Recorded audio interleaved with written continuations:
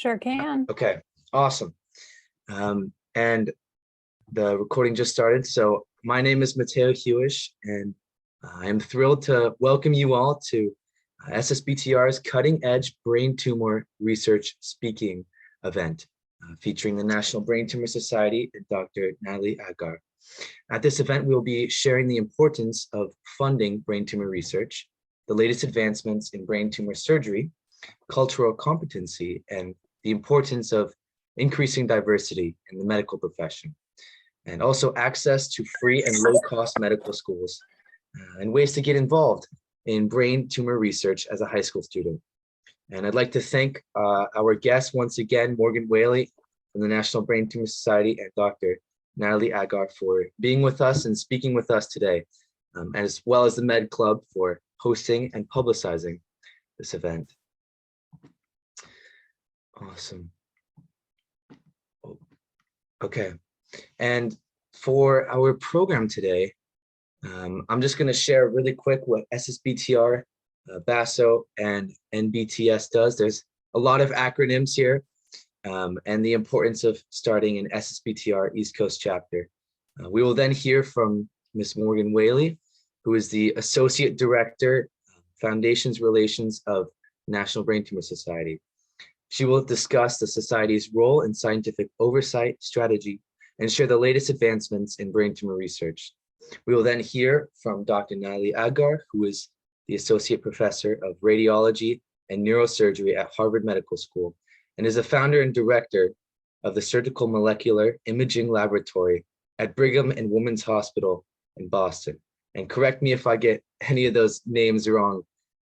They're pretty long. And she will discuss her work and offer advice for aspiring scientists, as students we are. And finally, I will circle back to discuss the importance of cultural competency and the need for a more diversified medical professional community, resources for free or low-cost med school, and how we as high school students can become involved in brain tumor research. So really quick, what is Students Supporting Brain Tumor Research, or SSBTR? It's the largest student-run nonprofit in Arizona. And it's been around since 2002. And since then, we have raised over $4 million in brain tumor research funding for a cure. And students run SSBTR as co-chairs with adult advisors. And we organize events throughout the year, especially culminating in our Curathon in February, which just happened, and it was amazing. We raised over $250,000 there, which was awesome. And we hear presentations from leading research scientists like we're doing today.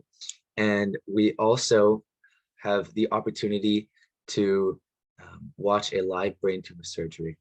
And those are some of the institutions that we help fund. And so I'd like to take a little bit of time and say why I'm passionate being a student about SSBTR.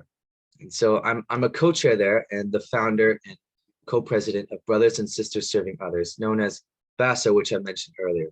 I moved to New Hampshire to attend Phillips Exeter Academy, largely in part because of their strong genetics coursework and laboratory opportunities. And I'm a member of the PA Medical Club. And so my interest in brain tumor research stems from the work that I've done at BASO, we've done, because when my brother and I were in elementary school, a good friend let us know that his single mom recently became disabled from illness and that they were about to lose their home. He was afraid, and my brother and I knew we had to do something. So we rallied our friends and our neighbors and held a series of yard sales, bake sales, and car washes, what we could do as young kids and raise enough money for them to keep their home. But what we didn't know is soon after that, families in the community who saw what we did asked us to help their loved ones as well. And since that time, we have helped many families dealing with varieties of cancers, autoimmune conditions, disabilities, and mitochondrial diseases, and almost anything you can think about. BASO is a award-winning youth-led nonprofit now that continues to fundraise for families in need. And as we've helped our families, we've become very close to them, and thankfully, in most cases, the loved ones survive their battles. It has been devastating, however, watching some families fall apart when the loved ones and their families lose their battles to illnesses and pass away. And those battles were mostly lost to cancer. Generally, they were brain tumors. And so a couple years ago, I decided I not only wanted to financially support families once they had been diagnosed, but I wanted to be able to help find a cure, which is why I joined SSBTR and their mission to fund brain tumor research. I think it's imperative that now I am living on the East Coast to start an East Coast chapter. And in order to kick off our mission, I reached out to Morgan Whaley of NBTS, who is a longtime friend of SSBTR, to see if she would be interested in sharing the important work that the National Brain Tumor Society does for brain tumor research and communities. And thankfully, she said yes. And so a little bit about the National Brain Tumor Society, but she'll explain a lot more of it. It's the largest patient advocacy organization in the United States, and it's committed to curing brain tumors, improving the lives of patients and families. And then its mission, I'll read it out because it's awesome, is unrelentingly invests in, mobilizes, and unites the brain tumor community to discover a cure, deliver effective treatments, and advocate for patients and caregivers. And so to talk more about it, Morgan Whaley, I will pass it off to you. So. Awesome. Thank you so much, Matteo. I'm so happy to be here. I do have a couple slides once I am allowed to share screen. Perfect. Yep. Thank you.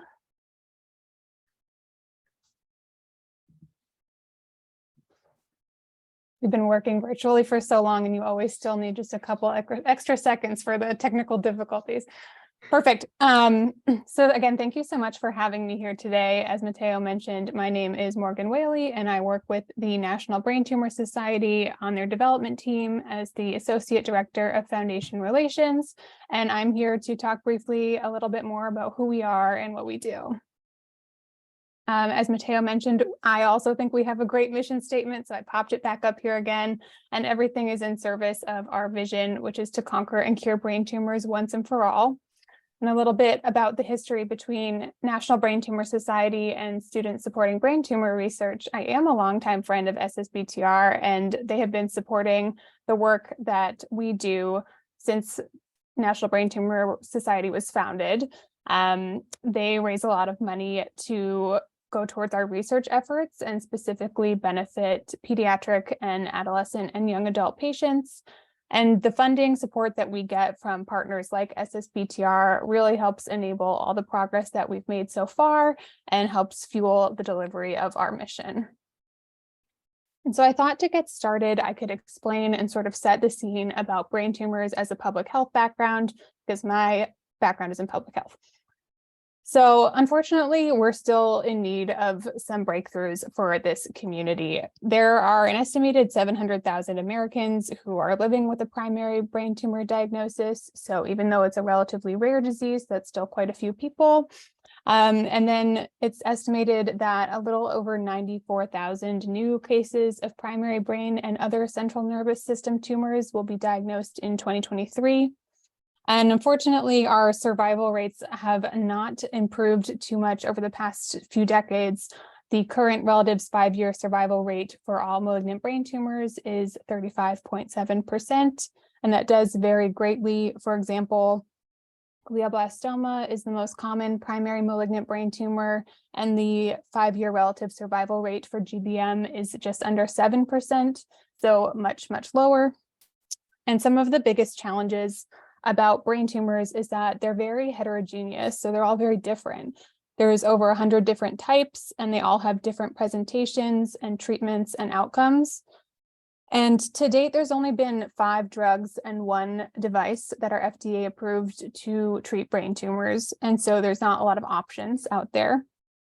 And the results of available treatments really vary. Some people are able to return to normal life. Others might develop a disability. Some people might face a life-threatening condition. And so something that I think is really interesting about National Brain Tumor Society and the work that we do is that we really address brain tumors from a holistic and interconnected public health approach. And how we do that is we advance our mission through 3 interconnected programmatic strategies that we call Defeat, Connect, and Change. So starting with Defeat, the focus of this strategy is to drive and influence best-in-class medical research to develop and deliver innovative new treatments and potential cures and get them to patients faster. So this is where all of our research efforts live. Our research strategy is very treatments focused. We are always interested in putting patients first. And what we want to do is make sure that we're getting better and more treatments to patients out there. Our next strategy is called Connect, and that's how we convene, educate, and unite the brain tumor community. And we do this in a few ways. So we do host events across the country, and while those are a fundraising mechanism to raise more money for research, it's also an opportunity for people to connect with others in their area and get to know people who are having a similar experience with a brain tumor diagnosis. We also provide a lot of patient education and support services. We have a lot of educational resources on our website. We have virtual support groups for the brain tumor community, and we have a personalized support and navigation service where folks can call in. And while they don't receive direct medical advice, they get individualized, curated information that's specific to their situation. And our last programmatic strategy is called Change, and that's about really fueling the voice and power of the brain tumor community to advocate and influence public policy. So here we're looking at our broad policy and advocacy work that's focused on the systemic level change to address brain tumors as a public health problem. And through this work, we primarily focus broadly on increasing or maintaining federal research funding that would impact brain tumor research, making sure the voices of the brain tumor community are heard at the local, state, and federal levels, and also making sure that the available treatments that are out there are both affordable and accessible for everyone. And getting a little bit more detailed about our research and our research strategy. So our mission spans all tumor types across all ages, and so do our research initiatives. We recognize that a breakthrough in one tumor type can lead to a breakthrough in others. And we're really conveners in the brain tumor space. We have very robust relationships with regulatory agencies like the FDA, industry, researchers, and of course the patient community. And so we really incentivize and facilitate collaboration between all these sectors. So pharmaceutical companies, investors, and of course, our great scientists and research partners to get results. And we recognize that we really need that kind of collaboration to get the treatments out of the lab and into the hands of the patients. And currently, our flagship research project is called the DNA Damage Response Consortium, also known as the DDRC, another acronym, or DDR Consortium. And just a quick overview that the DDRC is really a new team science initiative that convenes world-class researchers from leading institutions across the country. And their focus is to rapidly advance a new class of promising potential treatments that can slow or stop a crucial mechanism of how brain tumors grow. We just publicly launched this initiative in early 2022 in partnership with the Yale Cancer Center. And again, the DDRC works to test different drugs and drug device combinations in the lab, share data, again, that collaborative piece, and bring the most promising investigational treatments forward to evaluate in clinical trials that work to match the right treatments with the right patients. And this is the perfect segue for me to introduce our next speaker, Dr. Nathalie Agar. Matteo mentioned that she is an associate professor of neurosurgery and radiology. She's also a director of her own research lab, and Dr. Agar is one of our research partners with National Brain Tumor Society and an investigator within the DDRC. So I'll turn it over to you. Thank you so much, Morgan. And thank you again, Matteo, for inviting me, and I commend you for doing something like this. It actually puts me to shame as to what I was able to accomplish in high school. Pretty much what I remember is playing basketball and just making sure I would make it on time to classes. So kudos to you. And we do need a lot of people like you to make a difference in brain tumor research. Thank you. So, but if it has any say, I know a lot of other people look up to you and want to be where you are in 30 years. So thank you. I have no doubt that you'll really pass me by, and I'll be so proud if I was of any influence at some point. So thank you so much for doing this. So this is can you see my screen? So just as a segue to what Morgan was presenting here, this is actually the bunch from the DDRC. This is our team, and we're essentially 10 investigators from around the country leading with interest in brain tumor research. And the strength of our team is that we really want to make a difference. We're not in this just to publish the next hot scientific paper, but truly trying to find a cure for our patients. To me, it's unacceptable that we still have those devastating diagnoses. And even though some brain tumors may be referred to as benign, that I don't believe there's any such thing as a benign brain tumor. In fact, a colleague who studies survivorship shows that kids and young adults who have been diagnosed with a brain tumors are really changed forever. It doesn't matter what the tumor is, their life path is changed for a number of reasons. So these are my partners in crime here. Great team to work with from around the country, and you're welcome to also reach out to them if you're somewhere else in the country and want to access brain tumor labs.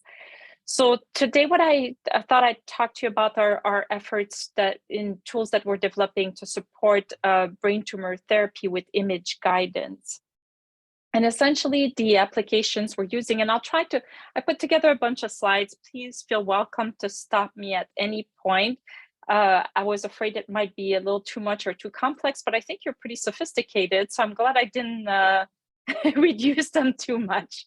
So essentially what my group has been focusing on are developing applications so that we could support neurosurgical pathology, essentially the evaluation of tissues to support brain tumor surgery.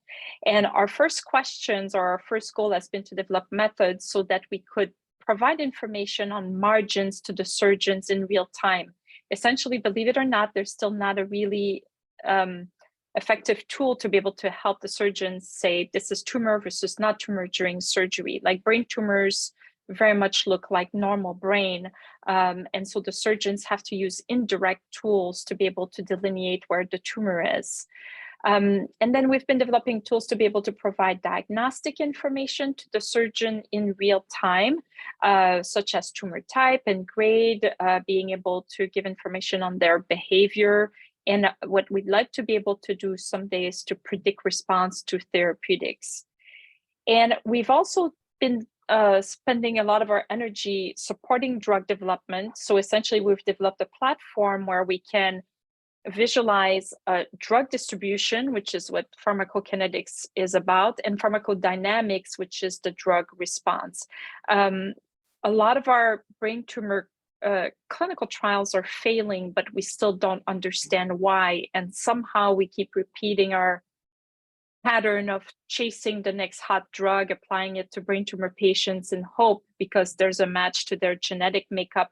But we fail and we don't really learn from what is happening to those patients. And these are tools and systems we're putting in place to be able to better understand drug distribution in response to those to this drug exposure.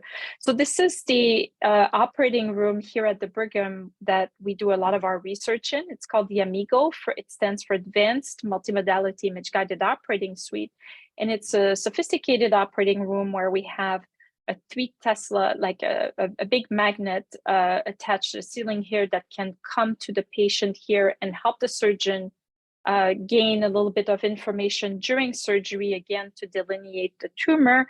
And we have other types of tools here that can be used to help the surgeon guide or support their decision-making during surgery, but there was still not a single tool that gives you information on the tissue in real time. And this is what our contribution has been to this space, is to bring a mass spectrometer to the operating room. And then I'll tell you a little bit more about how we use this, but essentially a mass spectrometer measure how much molecules weigh, and just based on the accuracy of that measurement, we can tell what the molecules are. And I'll tell you how we use that information. But one thing that we did in doing so is that we brought, essentially here is a chemist into the operating room to develop those tools, a computational scientist, a neuropathologist working together with a neurosurgeon, so that we need all of these expertise here to be able to make a difference or provide new tools. So our workflows are, we use, we refer to as stereotactic mass spectrometry imaging. So the surgeons use neural navigation, which is essentially a GPS for the brain, one way to think about it, so that they can visualize where the tumor is, again, indirectly during surgery. So at the beginning of the surgery, the neurosurgeon registers or identifies features from the patient's head that would correspond to an image, an MRI that they took prior to the surgery. And that's how they'll guide their surgery, is following the imaging here on the screen. I don't know if you see my cursor moving, so that they can see where they are in space when they're inside the patient's head. And the way we use this tool here is that all of the positions that will take a little piece of tissue here for analysis, we digitally register on the MRI where that tissue came from. And then we do mass spectrometry analysis. So this is what our data looks like, a bunch of peaks here, and each of those numbers here refers to how much a molecule weighs.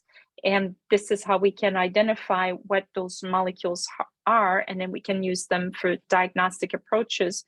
This is H&E stain, which is what has been done for over 100 years to identify where the tumor cells are and different cell type in a tissue, but that we use this for validation, but it's a lengthy process to do this. So not to provide information to the surgeon in real time.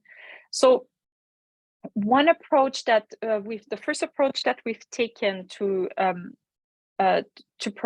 use essentially those instruments to support surgical decision making is to follow a small metabolite, 2-hydroxyglutarate. And 2-hydroxyglutarate is produced when a lot of those brain tumor patients have a mutation in an enzyme, isocitrate dehydrogenase here. And when this enzyme is mutated, instead of producing the normal metabolite here, alpha-ketoglutarate, it produces in excess this molecule, 2-hydroxyglutarate. So with the mass spectrometer, what we're doing is we're following the mass of this molecule here, which is different than the natural metabolite. And we know that the cancer cells produce this. And now we can visualize into the MRI the distribution of that molecule. And we know that the more cancer cells that you have, which is what the pathologist had mapped here, the more of that metabolite that you have. So now during surgery, we can provide information on that molecule to the surgeon as a way to identify where the cancer cells are in the tumor and delineate surgical margins. So that provides direct information. So this is one way that we've developed to follow the tumor cells, but brain tumors are very complex. So in addition to having the tumor cells, now we appreciate in the field that this is a very complex ecosystem.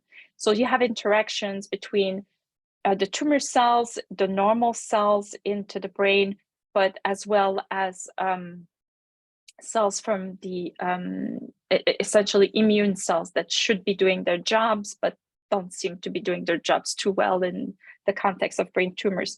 So now we've been developing increasingly tools so that we can start making sense of all of those cell type and how they communicate with each other.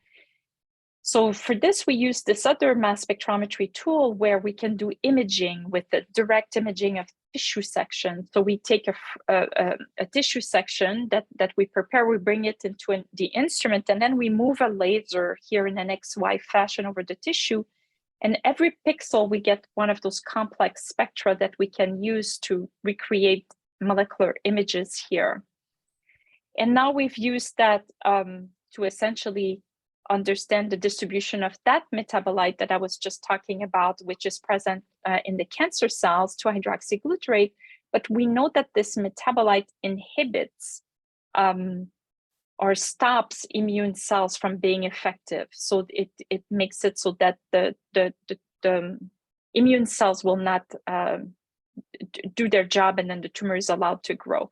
So now we can visualize here, you can see that pattern of color, the purple to bright white is how much of the metabolite there is. And the T cells, which are the immune cells, are excluded from those regions where you have high levels of metabolites. So this is one way that we're using those tools here. And now we can visualize that information back into the MRI and the effect on other parts of metabolism here, so that we can better understand what is happening in 3D and into the tissue. And I don't know how much time you wanted me to take. There might be just one more thing that was. Yeah, you've got all the time. I do? Yes. Don't challenge me though to take more time. I can talk about this stuff forever. But one big limitation in treating brain tumors is that we have a blood-brain barrier. So the blood-brain barrier is a physiological barrier that protects the brain from circulating toxins and pathogen into blood vessels. So essentially here you have a blood vessel with the red blood cells here, and then you have cells like that control the diffusion of essentially molecules from the blood into the brain here. Now, when it comes time to treat the brain, that same barrier prevents most drugs, well over 90% of the drugs, to actually enter the brain. So that creates a problem in treating those tumors. So what we've done now is develop ways of visualizing whether a drug is found within the blood vessel or whether it's able to escape here and reach the tumor cells, and what kind of an effect does it create when it does. And so now we've applied this to a clinical trial where essentially patients receive one of the two drugs we're interested in.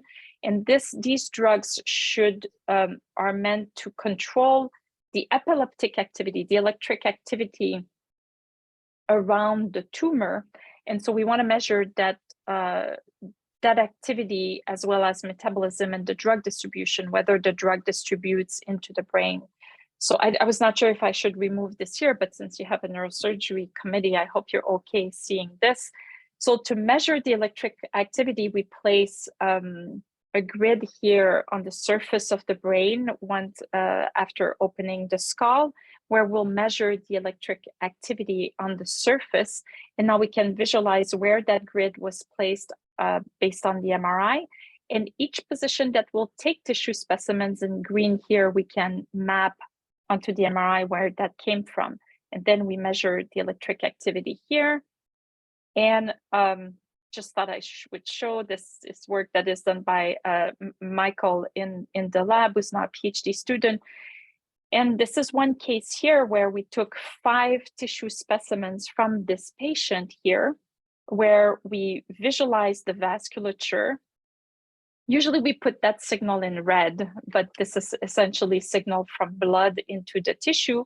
And then we measure the concentration of the drug into the tissue. This is a drug that distributes fairly homogeneously, which is not common, but those anti-epileptic drugs typically do better than anti-brain tumor drugs. And we can also measure a lot of other chemistry that is happening into those tissues and then do some correlations. So for example, here is a graph of glutamate, which is essentially a neurotransmitter, and the electrical activity essentially in the brain. And as you have higher levels of the glutamate here, you have higher, what we call high frequency oscillation rate, and lower levels, there's a correlation here. So now we'll want to understand if the drug is actually controlling those two factors here. And now we've recently developed those tools so we can visualize into the MRI. So this is an MRI from the patient, and you have the tumor here in the background. this grid here show a color scale of the electrical activity over the surface of the brain. Essentially, this is where we have the most activity here.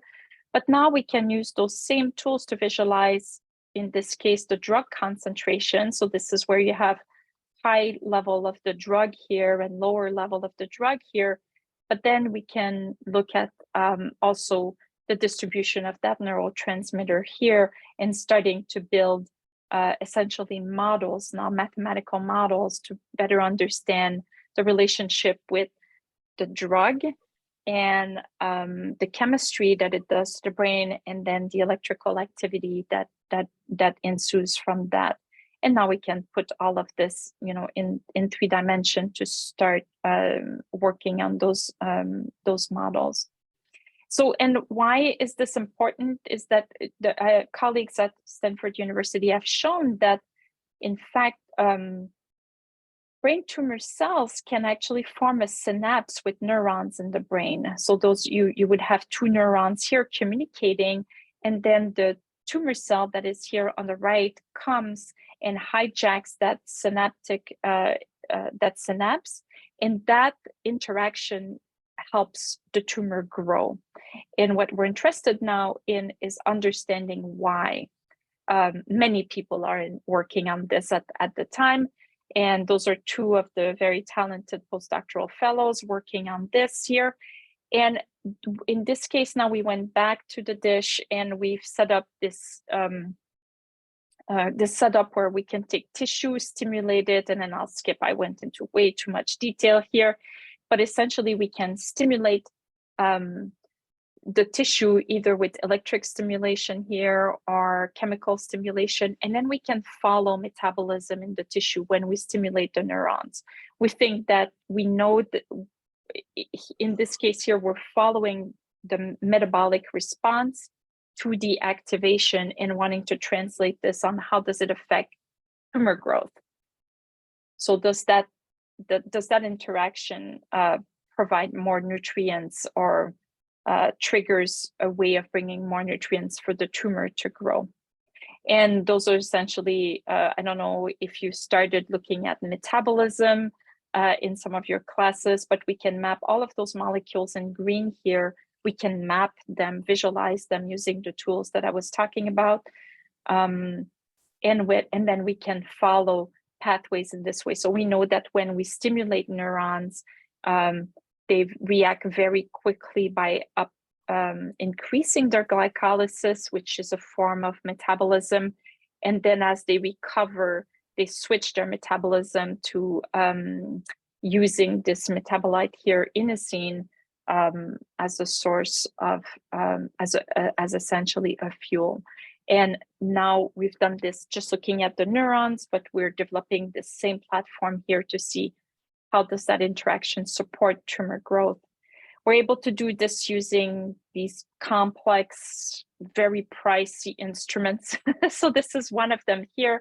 This is a 15 Tesla magnet, and the stronger the field that we're using, the more power we have in separating these molecules from each other and really understand what each of those peaks I've shown you earlier is, so that we can put names on those peaks, not just numbers. And so essentially I've shown you applications we're developing to support brain tumor therapy by developing tools for guiding the neurosurgeon and doing more better resection, essentially, or more informed tumor resections. And we're bringing tools to study brain tumors microscopically, as well as macroscopically, understanding the way the tumor presents itself in the brain, and bringing these types of information together, and how we think it is key to study in much more details than we've done in the past in clinical trials. How do drugs distribute in tissue, and how does it induce a response, or why is it still limited in response from all the trials we've done?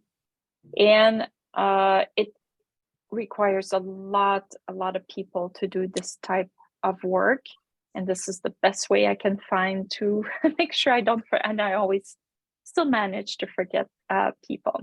So this is the team. And thank you. And I'd be happy to answer questions or call it a day if I took too long. It is up to you. No, that was extremely fascinating. Thank you very much. You're And welcome. because it was so interesting, we will definitely have a decent amount of time for questions. I'm just going to talk about a few things really quick with diversity and inclusion in the medical field. Won't take too long, and then we'll get back to questions. Let me get this going.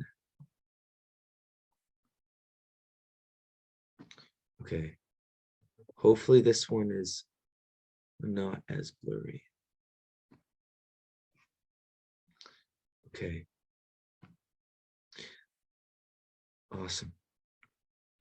I think you can see my screen. Okay. Yes. Yeah. Fantastic. So cultural competency in the medical field. A little bit of background. According to the Association of American Medical Colleges, the AAMC, of all the students who matriculated into medical schools in 2022, only 10% were Black or African American, 12% were Latino, and only 1% were American Indian or Alaskan Native. And if you ask, why is this important? Several recent studies by Stanford, Harvard, University of Michigan, and Penn State provide that when patients are treated by doctors who have the same racial or ethnic background, they experience better care and significantly lower mortality rates. And currently there are several initiatives geared towards greater minority inclusion in the medical practice. Oh, sorry, something just happened. But get your cameras ready, because there is an initiative called the Action Collaborative for Black Men in Medicine, and that's going to be developed by the American Association of Medical Colleges, set to begin this June. So if you'd like, you can scan the QR code and get on that. But there'll be more QR codes later, so keep them ready. So free and low-cost medical school opportunities. And encouraging students to attend medical school, it is critical that we discuss the severe cost of it and scholarship opportunities to go along with that. So I was excited to see that there are so many free and low-cost options for attending. For example, if you attend USUH as a commissioned officer in US Public Health, Air Force, or the US Navy, not only will you get free tuition, but they will pay you a salary of $70,000 a year. The Grossman School of Medicine at NYU is completely free for every student. The Bernard J. Tyson School of Medicine in California waives all tuition and fees for its first 5 classes. And then schools including George Washington, Harvard, Stanford offer full tuition scholarships and programs. And then there are other federal programs, and the Paul and Daisy Soros Fellowships for New Americans Immigrant Communities is offers $90,000. And these QR codes will take you to websites that give more information and list 35 plus medical school scholarships, and many to top institutions. And finally, ways to get involved in brain tumor research as a high school student.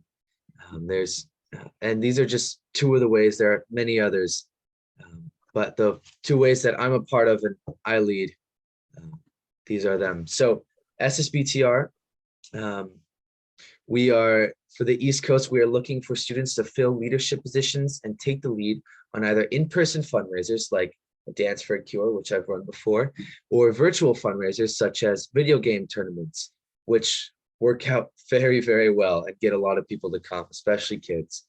And we will also be liaising with medical professionals like today in order to organize in-person or virtual lab tours brain surgeries and speakers. And so take a picture of that QR code if you're interested. And if you want to get involved in our new medical school diversity initiative at BASO, Brothers and Sisters Serving Others, we will be coordinating with medical professionals to speak to high school students around the country, including Title I schools, to help encourage them to enter the medical field. And it'll have a dedicated website for students to access free or affordable information about medical school. So scan the QR code if you are interested. And just one more time, thank you so much to our audience, Dr. Agar and Ms. Morgan Whaley, for sharing the cutting edge work of your laboratory and the cause and mission of NBTS. And also, thank you for the medical club for hosting the event. And right now is the time for Q&As. But right before that, I'd like to share that SSBTR has a $2,000 check to present to Miss Whaley and the National Brain Tumor Society for brain tumor research. I don't have a physical copy because it's actually in the mail right now, but it's there, or it'll get there. And Well, we raised the money by hosting a super fun dance for a cure a few months ago. And yeah, I was very excited and proud about that. And so now it's time for questions for our speakers today. So if you Thank you, have any Matthew. questions, I'm trying to find the little clap sign here and I can't find it. I know. Well, I I'll use just that all the time. I don't know why it's different. It's a different layout, but congratulations. And thank you. I appreciate it. Yeah. So if anybody has questions, I know I do, just unmute your mic and they'd love to answer it.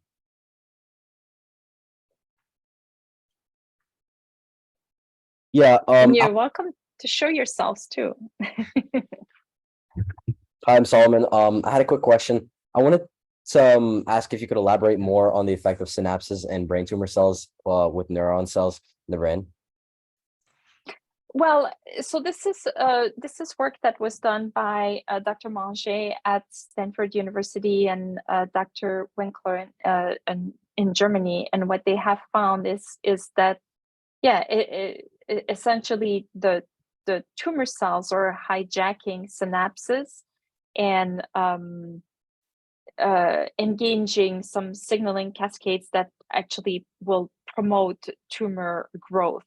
So in fact, Dr. Manger did some work where essentially when you have tumors around the optic nerve, which are essentially excited by light, if you put those animals, it's really beautiful work, in the dark, their tumors will not grow.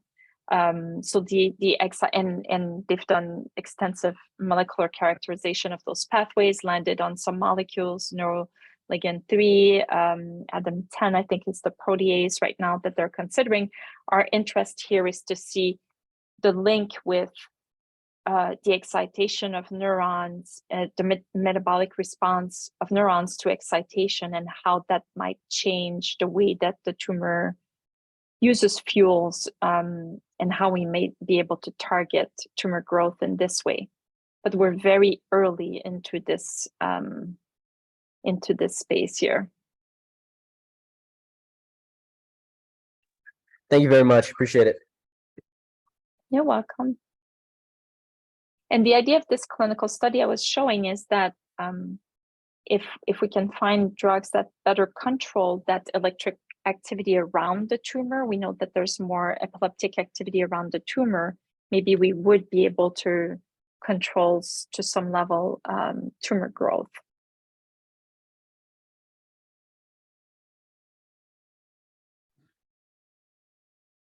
So I have two questions. So I think you said before the new mass spectrometry device, it was an H&E stain that they used to distinguish between brain tumor and brain tissue. And if so, what did that process look like, and how long did that take? And then the second question is, how widespread is your guys' mass spectrometry device? So we shouldn't talk about this in the past because it's still current. H&E is still what is used everywhere, and it's a long process. It can take 30 minutes to get information from an H&E, which makes it impractical to look at margins in the context of brain tumor. So typically the surgeon gets to have maybe 1 or 2 readouts from a pathologist using an H&E during surgery, and it's typically to confirm that it is a tumor and get a general sense of what kind of tumor that is.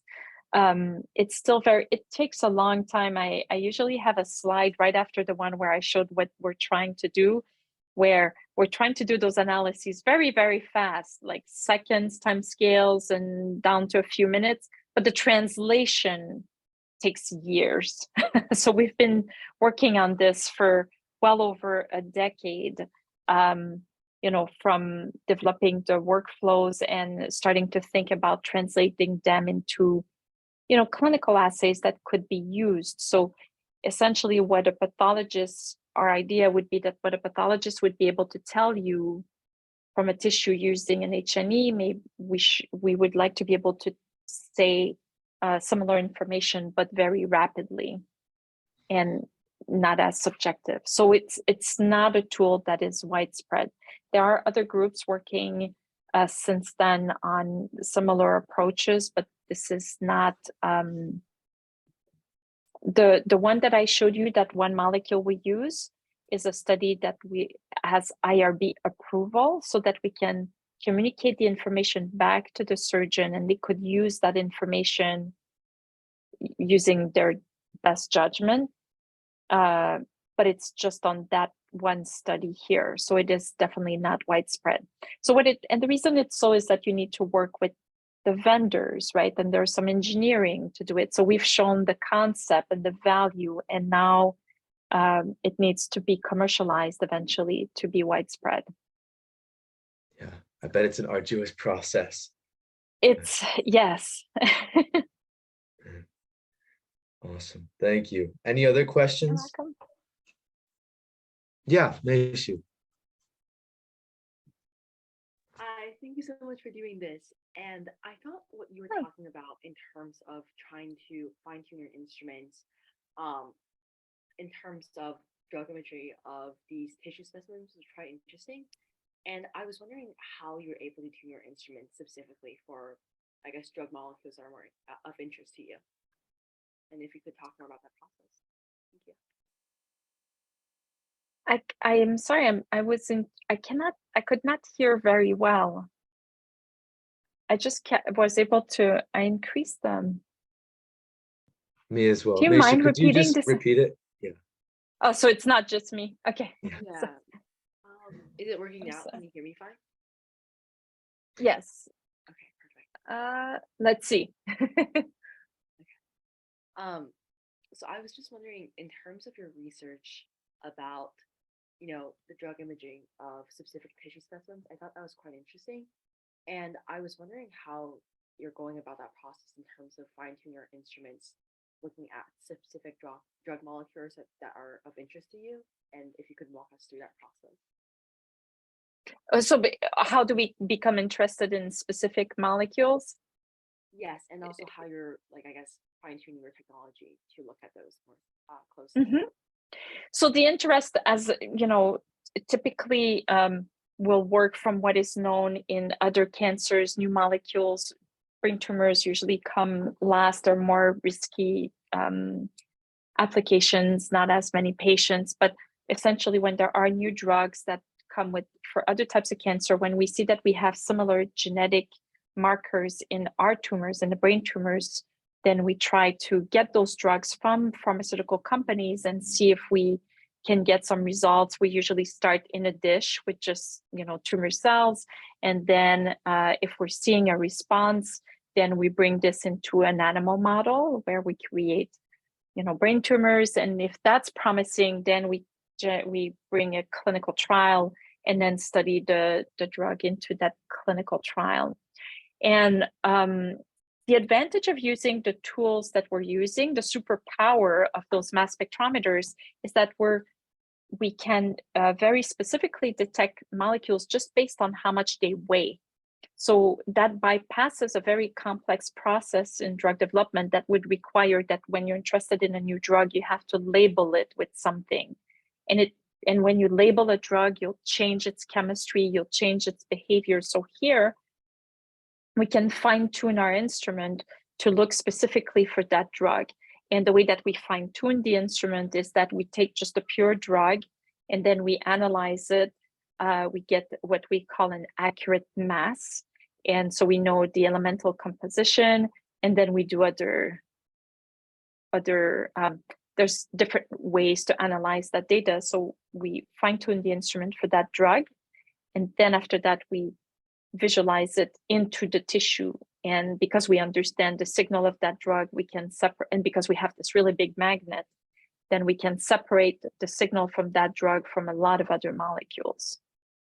So if you have an instrument that is not high performance enough, then in essentially one peak like this, you might have a lot of different molecules. So you could be misled by thinking your drug is there, but it's another molecule that weighs almost the same thing. Thank you so much. That's so interesting. Thank you. And you're welcome.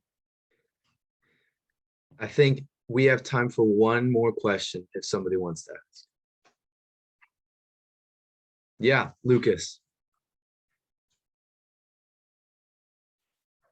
Hi, so I was sort of wondering, these sort of discoveries and this research is like super fascinating. I was sort of wondering, like, what's the future of brain tumor research, and will there ever sort of be like a universal sort of cure in a way? Oh, I could only dream of. There's a lot of work to be done. I do think that, I mean, I've been studying brain tumors for, I guess, 20 years now, studying as a postdoctoral fellow. And while I'm eternally hopeful, but I have to say that very recently I've become increasingly hopeful. And the reason is that I think many investigators in the field appreciate that it's not going to be this aha moment that only one person has and figures out the whole thing, but we can only make progress if we work together.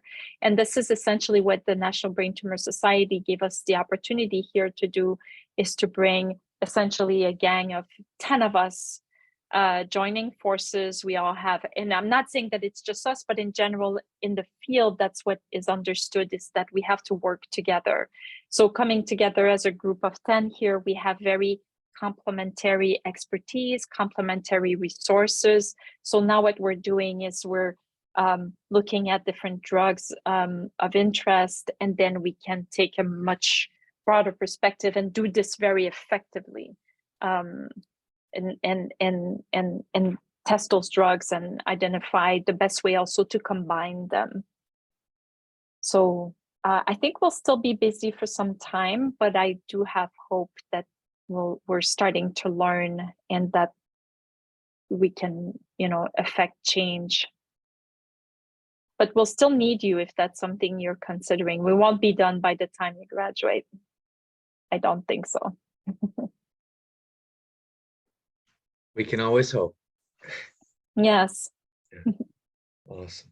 So I think we're running down on time, but thank you again so much to everybody, and especially Dr. Agar and Miss Morgan Whaley, and thank you for those who already signed up to be a part of SSBTR and Brothers and Sisters Serving Others. But for those who didn't get a chance, I'm going to pull up the QR codes again. If you have any questions, feel free to reach out to me at mateohewish@gmail.com. I'll put my email in the chat, but I'm gonna just pull this up really quickly before we leave, so anybody will have the last chance. And you're also welcome to reach out to me if you have more questions, if you're interested, we didn't touch about what a career looks like in research and in brain tumor research, but I'd be happy to answer more questions. And I am impressed with you guys wanting to hear about brain tumors and brain tumor research so late in the evening on a school night. So good job. Thank Very you. impressive. Thank you for what you're doing. Of course. Thank you very much for attending, and thank you for everybody for watching, and have a great night, everybody.